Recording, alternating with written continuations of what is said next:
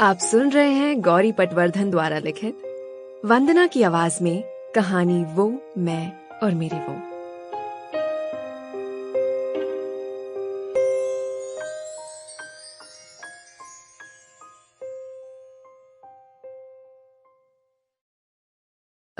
Excuse me.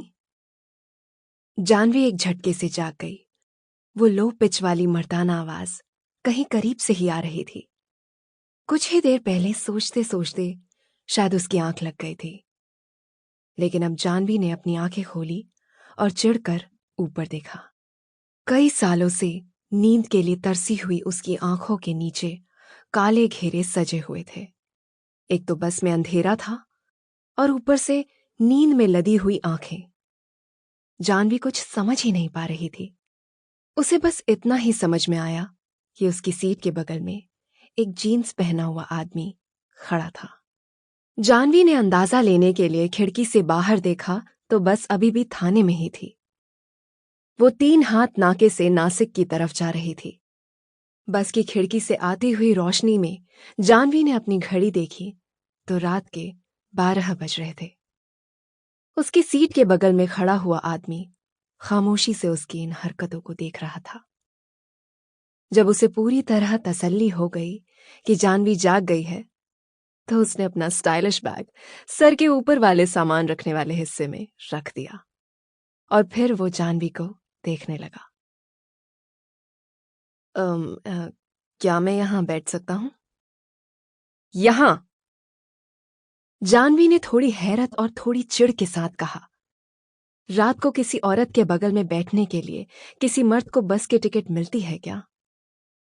Janvi के मन में यह ख्याल आया ही था कि इस ख्याल को भांपते हुए वो आदमी बोला, मुझे पता है इस तरह से रात के सफर में किसी भी जेंट्स को लेडीज के बगल में सीट नहीं दी जाती, पर मैंने लास्ट मोमेंट पर टिकट बुक की थी और अब पूरी बस में बस यही सीट बाकी है।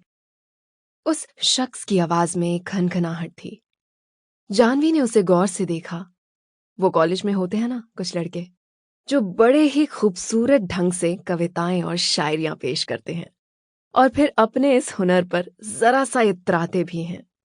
ये कुछ वैसा ही था।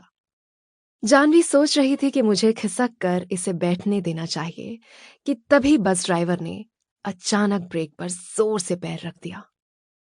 वो आदमी अगर जरा सा भी बेखबर होकर खड़ा होता या फिर मौका देखकर चौका मारने वाला होता तो वो जानवी पर जा गिरता, पर वो मजबूती से बस की डंडी पकड़े हुए खड़ा था। उसने खुद को संभाल लिया, जिसके लिए बहुत ताकत की जरूरत होती है। बाहर सड़क पर लगी बत्तियों के उजाले में जानवी को उस आदमी का टी शर्ट से ढका हुआ, कसा हुआ, गठीला बदन दिख गया। वो जरूर कसरत करता होगा। जानवी ने झट से खिसक कर उसे बैठने के लिए जगह दे दी। वो आदमी भी थैंक यू कहते हुए बैठ गया। उसी वक्त ड्राइवर ने बस रास्ते के किनारे पर रोक दी और 2 और लोग बस में चढ़ गए। उन्हें बस में सब कुछ साफ दिखाई दे रहा था और बस में चढ़ते वक्त कहीं लड़खड़ा ना जाए, यही सोचते हुए ड्राइवर ने कुछ देर के लिए बत्तियां जला दी। तभी जानवी को अपने साथ बैठा हुआ वो शख्स साफ साफ नजर आया।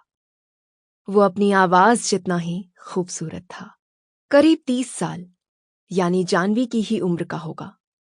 वो एक बहुत ही आकर्षक और तगड़े घोड़े की तरह था, ना कि जिम जाके प्रोटीन पाउडर खा के फूले हुए पोल्ट्री चिकन जैसा। और उसका चेहरा तो बस उफ, एक सुंदर संगमरमर की मूर्ति जैसा था। सीधी नुकीली नाक, मुस्कुराते हुए होंठ और एक नटखट नजर, मानो कोई गंधर्व जमीन पर उतर आया हो। जानवी पलक झपकाना ही भूल गई। वो आदमी भी जानवी की तरफ देखकर मुस्कुराया और उसने हाथ मिलाने के लिए अपना हाथ आगे किया। Sample complete. Ready to continue?